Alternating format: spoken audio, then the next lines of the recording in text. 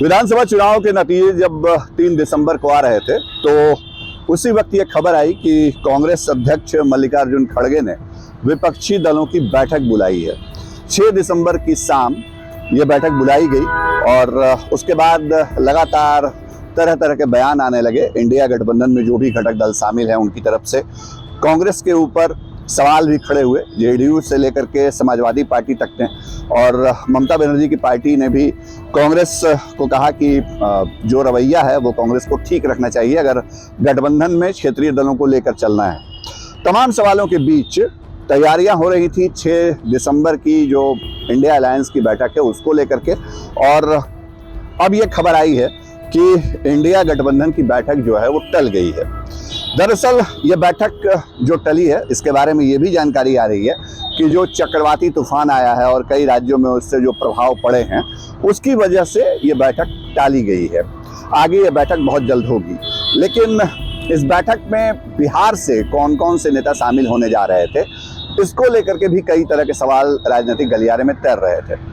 नीतीश कुमार इस बैठक से दूर थे, यानी 6 दिसंबर की बैठक में नीतीश कुमार शामिल होने नहीं जा रहे थे।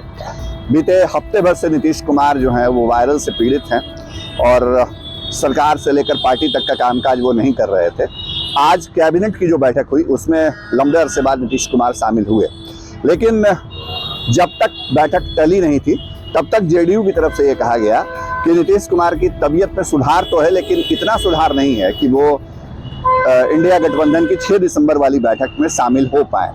मतलब ये साफ कि नीतीश कुमार ने इस बैठक से किनारा कर लिया।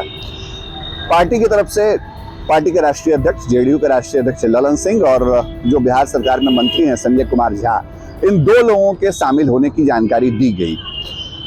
तैयारियां चल रही थी। लालू प्रसाद यादव भी इस बैठक में शामिल होने नहीं जा रहे थे। Deputy CM Tejashwi Yadav RJD की तरफ से शामिल होते और संभावना ये जताई जा रही थी कि दिल्ली में संभवतः मनोज झा जो हैं वो इस बैठक में शामिल हो सकते हैं। लेकिन फिर बैठक स्थगित हो गई और अब जो बयान आए हैं महागठबंधन में शामिल अलग अलग पार्टियों की तरफ से, आप जेडीयू और आरजेडी की अगर बात करें तो आरजेडी ने सीधे तौर पे कहा है कि बैठकें तो होनी चाहिए लेकिन बैठकों का नतीजा निकलना चाहिए। जेडीयू ये कह रही है कि जो बैठक है उसमें अब इस बात को लेकर चर्चा होनी चाहिए कि जो सीट शेयरिंग है वो कैसे होगा, कैसे 1 to 1 का जो फॉर्मूला है, मतलब बीजेपी या इंडिया अलायंस के सामने इंडिया गठबंधन का एक उम्मीदवार मैदान में हो, ये कैसे सुनिश्चित किया जाए। और अब राज्यों में सीट बंटवारे के फॉर्मूले पर चर्चा होनी चाहिए। मतलब ये कि नाम तय हो गया, कोऑर्डिनेशन कमेटी बन गई, मीडिया को लेकर के कमेटियां बन गई, दूसरी कमेटियां भी बनी, लेकिन अब इस दौर से आगे बढ़ने की जरूरत है। एक तरफ जिन राज्यों में कांग्रेस की हार हुई, मतलब राजस्थान और मध्य प्रदेश, छत्तीसगढ़, इन राज्यों के अंदर कांग्रेस का जो रवैया है उसको लेकर के जेडीयू ने सवाल उठाए। आरजेडी ने बहुत कुछ नहीं कहा, लेकिन जेडीयू के नेताओं ने लगातार ये कहा है कि कांग्रेस को बड़ा दिल दिखाना चाहिए। दूसरी तरफ अब कांग्रेस के विधायक भी ऐसे हैं बिहार में जो कह रहे हैं कि नीतीश कुमार को नेतृत्व देना चाहिए। और इन तमाम चीज़ों के बीच अब ये खबर आई कि बैठक जो है टल गई, और बैठक आगे कब तारीख तय होगी ये अभी इंतजार करना होगा इस बात को लेकर के। लेकिन नीतीश कुमार अगर इस बैठक में शामिल नहीं होने जा रहे थे, लालू यादव इस बैठक से दूर थे, तो बड़ा सवाल ये है कि इस बैठक से क्या ठोस नतीजा निकलता है। ललन सिंह या तेजस्वी यादव कोई फैसला अंतिम तौर पे कर लेते, इस बात की संभावना ना के बराबर है।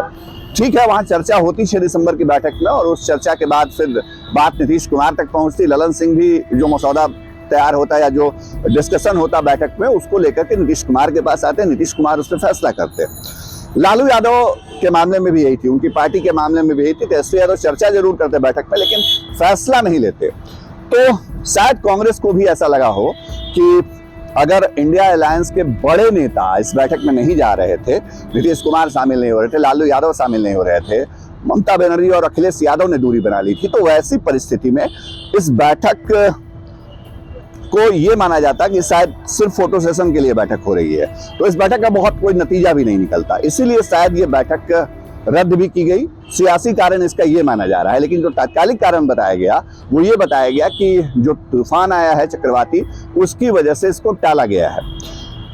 अब बिहार में जो लोकसभा की 40 सीटें हैं, उन सीटों की बात करें तो कांग्रेस कह रही है कि लगातार कांग्रेस के नेताओं के जो स्थानीय नेता हैं उनके बयान आते हैं, वो कहते हैं कम से कम 10 सीटें कांग्रेस को चाहिए। कांग्रेस की जो हालत पतली हुई है हालिया विधानसभा चुनाव में, उसके बाद उनके दावे को लेकर की भी चीजें कही जा रही हैं कि मतलब क्या ये दावा अब उतना, जो दूसरे एलआई हैं बिहार में, जो बड़े एलआई हैं कांग्रेस के, नीतीश कुमार की पार्टी जनता दल यूनाइटेड और लालू यादव की पार्टी राष्ट्रीय जनता दल, क्या वो इन बातों को मानेंगे? क्या कांग्रेस इस वक्त दबाव में है? ये ऐसे सवाल हैं जिन सवालों को जब आगे की बैठकें होंगी, जब रणनीतियां बनेंगी, जब बड़े नेता मिलेंगे, जब टेबल टॉक तक बातें जाएंगी, तो इन सवालों का जवाब भी मिलना शुरू होगा।